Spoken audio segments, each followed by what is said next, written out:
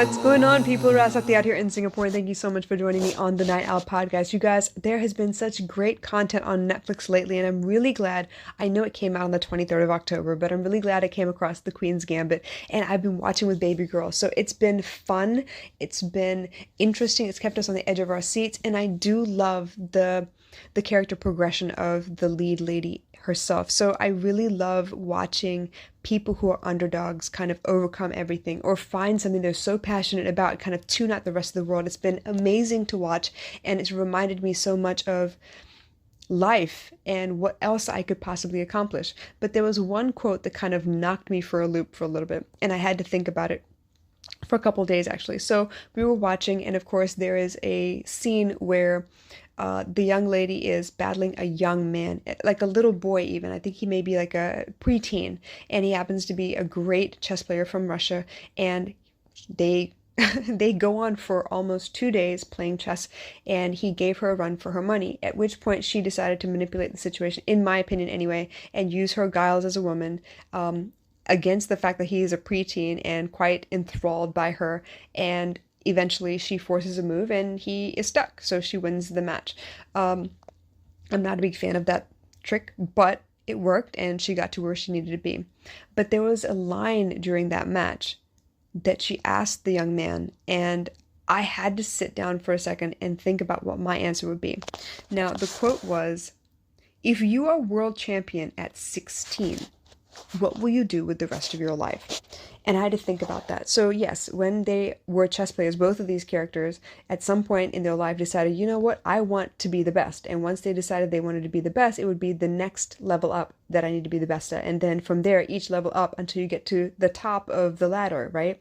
But once you get to the top of the ladder, what's left? What do you do now? Like, your whole plan was to get there. Now that you have it, do you defend it forever? Do you not let anyone else take that place? Because once you fight to gain popularity, it's a fight to keep popularity, unless you choose a new dream and you start a new path. But I wondered, that young man, once he was asked that question, what would have gone through his head? Like, what would that look like for him?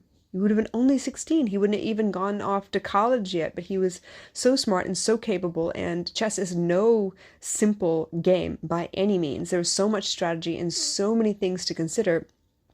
But if he had become a grandmaster by the age of 16, what would his next step be? Would he continue to play chess? Would that be the end of it? Because I'm going to go out on top. I don't want to ever be in a position where someone can take that from me. How long could I be reigning champ? Like, all of those things come to mind, right? That would be the same for boxers, for wrestlers, for pro athletes. Once you get to the top of the top, what do you do with the rest of your life? At what point do you say, okay, enough is enough, I'm going to retire? And if you retire, what do you do with your time? Because think about it, how much time would have gone into researching moves and learning, opening moves and closing moves and mid-game moves and strategies and replaying, situations where the greatest players lost to their opponent, trying to figure out how did they get there and what did they not see and how do I make sure I don't fall to that same trap. Same thing for pro athletes. You go from 2-a-days, you have off season to rest, but in the season, training season, you're in 2-a-days and you're really pushing your body to the limits. And then during game time, right, you have game film to study and make sure that you're in peak shape and you're eating well, and you can't, there's so many restrictions and you're really focused on the game at hand. But once you retire, what do? You go from so much activity to suddenly no activity. Let's take it a different beat, shall we? Let's talk about when you are a parent, right? So for 18 years, right, at least, if you only have one kid, it's 18 years. Of course, if you had more, it'd be more. But for 18 years, you have a house full, bustling, so many schedules to manage, making sure that you keep the child safe and alive and healthy, and you push.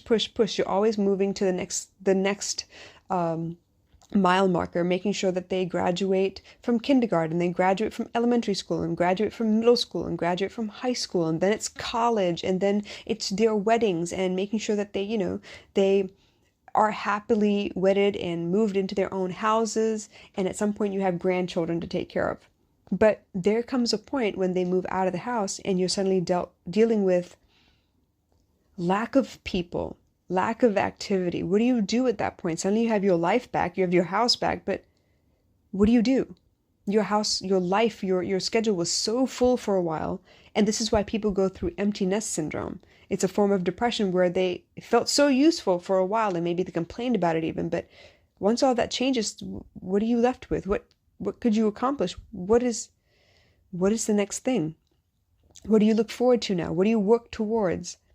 When you're a child, you're working towards an education. Once you've got your education, you're working towards a job. Once you've got the job, you're working towards the next increment, the next pay raise, the next promotion. And once you retire, what do?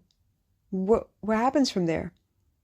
And so when I contemplated that question, I was thinking in a different term because I'm a mom. I'm an entrepreneur. There is no top of the top for me. It keeps on going. But at what point do I decide I've accomplished all I need to accomplish and this is it for me?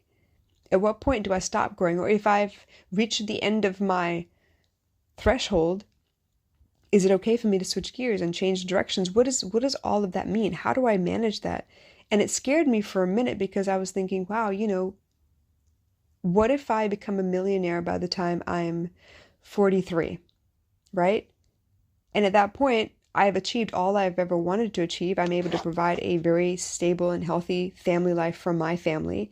And we're able to travel and we have opportunity because we have the ability to financially support all of those opportunities. What do I do from there? What's next after that? If I've accomplished creating the kind of coaching service where I can serve many, many people, is the next thing becoming a speaker? Is the next thing publishing books? Do I continue creating courses? I have no idea. And the beautiful thing was, I wasn't actually scared, but it really made me think for a moment because I know for me as a person, I don't ever want to stop learning.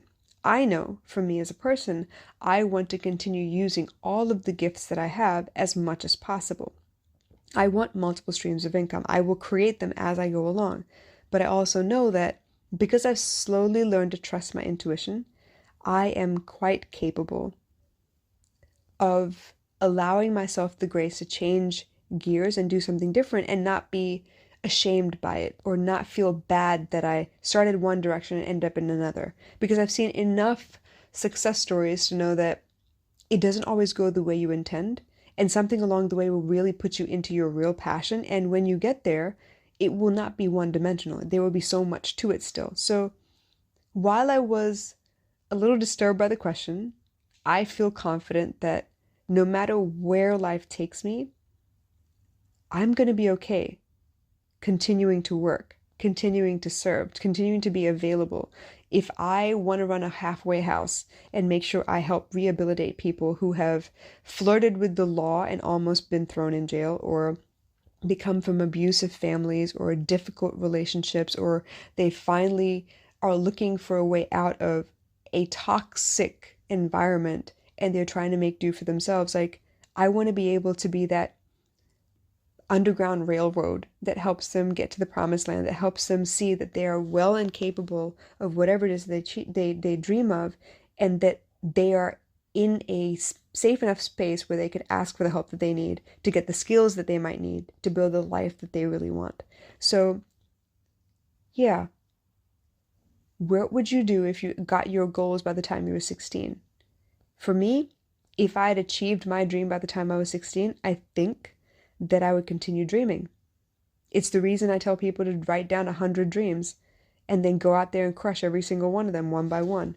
Because if you get in the habit of dreaming, you allow yourself the space to dream bigger and badder and in all kinds of directions, because you are not a one-dimensional figure. There are so many things that you're probably interested in and so many different kinds of skills that you have developed along the way. So why not keep dreaming? I am not afraid of this question, and I hope you won't be either. I hope you find a way to stay excited and alive, because there's so much that you could do. There's such an impact that you could make. You just got to get out there and start doing. I love you guys. I hope this helped. I'll catch you again soon. Bye.